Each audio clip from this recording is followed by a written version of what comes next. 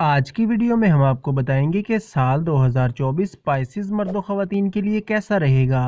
और इस साल आपकी ज़िंदगी में क्या कुछ बड़ा होने वाला है और आपकी ज़िंदगी के तमाम शोबों में कौन कौन सी चेंजेस आने वाली हैं और जानेंगे आपके सभी सवालों के जवाब जो कि आप जानना चाहते हैं। जब साल 2024 शुरू होगा तो आपके जायचे में प्लैनेट्स की पोजीशन कुछ इस तरह होगी। आपके फर्स्ट हाउस में होगा राहु, तो आपके सेकंड हाउस में रहेगा जुपिटर और आपके सेवन्थ हाउस में होगा केतु, तो आपके 12वें घर में मौजूद रहेगा सैटर्न और आपके 10th हाउस में साल के शुरुआती टाइम में रहेंगे सन और मार्स, तो वहीं आपके 9th हाउस में रहेंगे वीनस और मरकरी। सबसे पहले हम बात करते हैं जुपिटर की, जो कि आपका रूलिंग प्लैनेट भी है और अप्रैल 2024 तक आपके सेकंड हाउस में रहेगा। तो जुपिटर का आपके सेकंड हाउस में होना आपके बिजनेस और करियर में काफ़ी पॉजिटिव चेंजेस लेकर आएगा और जनवरी से अप्रैल के दौरान आपके काम काज और करियर में बेहतरी तो आएगी और आपकी आमदन में भी इजाफा होगा। इसके साथ साथ आपकी माली मुश्किलात में भी काफ़ी हद तक कमी देखने को मिलेगी।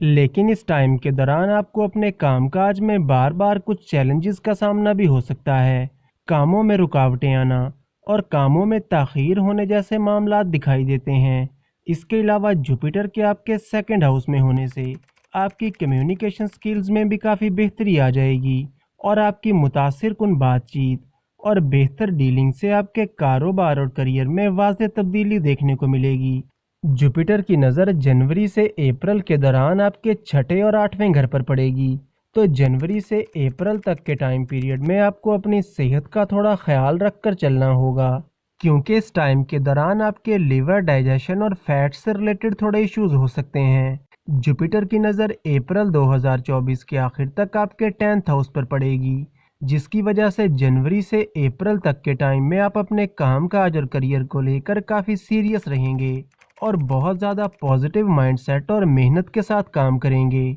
1 मई 2024 को जुपिटर आपके तीसरे घर में आ जाएगा और जुपिटर की नज़र आपके 7th हाउस पर पड़ेगी और 7th हाउस होता है आपकी मैरिज का और पार्टनरशिप का। तो वो पाइसेस मर्द व ख़वातीन जो कि सिंगल हैं और किसी अच्छे रिश्ते की तलाश में हैं और उनका सवाल ये है कि इनका रिश्ता या मंगनी वगैरह कब होगी और शादी कब होगी, तो 1 मई के बाद आपका रिश्ता या मंगनी वगैरह तय हो सकती है और साल 2024 में आपकी शादी होने के चांसेस भी काफ़ी ज़्यादा रहेंगे। और वो लोग जो कि ऑलरेडी मैरिड हैं, तो 1 मई 2024 के बाद आपकी मैरिड लाइफ में खुशगवार तब्दीली आएगी और आपकी मैरिड लाइफ मई से दिसंबर तक के टाइम में ओवरऑल काफ़ी अच्छी रहेगी। लेकिन अप्रैल 2024 से पहले आपकी मैरिड लाइफ में थोड़े इश्यूज क्रिएट हो सकते हैं और बिला वजह की बातों पर आर्गुमेंट्स और नाराज़गी वगैरह हो सकती है। इसलिए अप्रैल 2024 से पहले आपको अपनी मैरिड लाइफ में थोड़ा केयरफुल होकर चलना होगा।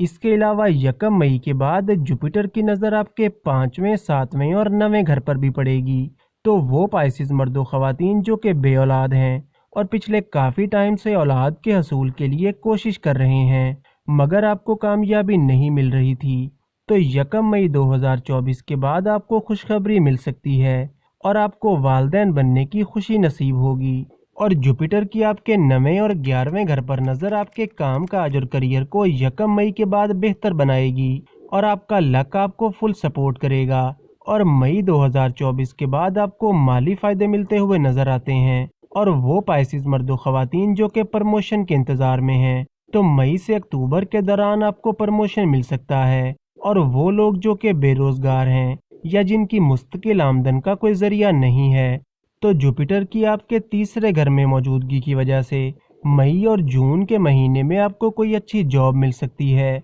या आपकी मुस्तकिल आमदन का कोई ज़रिया बन सकता है। और अब बात करते हैं राहु और केतु की। राहु पूरा साल 2024 आपके पहले घर में रहेगा और केतु आपके 7th हाउस में रहेगा और राहु का आपके पहले घर में होना आपके लिए फेवरेबल नहीं होगा, क्योंकि इसकी वजह से आपके माइंड में काफ़ी कन्फ्यूजन्स और डाउट्स क्रिएट हो सकते हैं और आपको थोड़ा ओवर थिंकिंग का मसला भी हो सकता है। ख़ास तौर पर अप्रैल 2024 तक राहु आपको थोड़ा परेशान कर सकता है और आप कोई भी फैसला लेते वक्त बहुत ज़्यादा टाइम लगा सकते हैं और आपकी डिसीजन पावर में भी थोड़ी कमी देखने को मिल सकती है। और केतु के आपके 7th हाउस में होने की वजह से آپ کو روپے پیسے کے لین دین میں تھوڑا کیئرفل رہنا ہوگا اور جلد بازی میں آپ کو کسی پر بھی بھروسہ نہیں کرنا، ورنہ آپ کے لیے تھوڑی مشکلات بھی پیدا ہو سکتی ہیں۔ اور سیٹرن کی بات کریں تو سیٹرن پورا سال 2024 آپ کے 12ویں گھر میں رہے گا اور آپ پر شنی کی ساڑھستی بھی چل رہی ہے،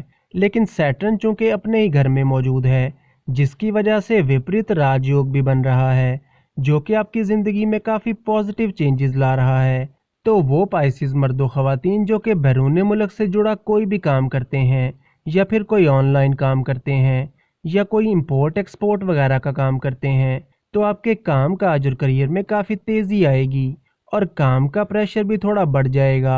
اور آپ کی انکم کا فلو بھی کافی اچھا رہے گا۔ لیکن شنی کی ساڑھستی کی وجہ سے آپ کو پیروں میں درد اور تھکان جیسے مسائل ہو سکتے ہیں اور آپ کاموں میں تھوڑا ٹال مٹول سے کام بھی لے سکتے ہیں۔ اور وہ پائسیز مرد و خواتین جن کے برتھ چارٹ میں سیٹرن ویک پوزیشن میں ہے، تو آپ کو انزائٹی اور سٹریس کا مسئلہ ہو سکتا ہے، یا پھر آپ کچھ غلط کاموں کی طرف اٹریکٹ ہو سکتے ہیں، یا آپ کا غلط قسم کے لوگوں کے ساتھ واسطہ پڑ سکتا ہے۔ سیٹرن کی نظر آپ کے چھٹے گھر پر بھی پڑے گی، تو وہ لوگ جو کہ قرض کی وجہ سے پریشان ہیں اور قرض بہت زیادہ چڑھ گیا ہے، تو جولائی 2024 سے پہلے آپ کو قرض کے بوجھ سے نجات ملے گی۔ اور وہ پائسیز مرد و خواتین جو کہ کورٹ کچہری کے مسئلوں میں پھنسے ہوئے تھے، تو جولائی 2024 سے پہلے آپ ان مسئلوں سے بھی نکل آئیں گے۔ اور بیمار پائسیز افراد کی صحت میں بھی سال 2024 میں کافی بہتری آ جائے گی۔ اور اب چلتے ہیں ان ریمیڈیز کی طرف جو کہ سال 2024 میں آپ کو کرنے کی ضرورت ہوگی۔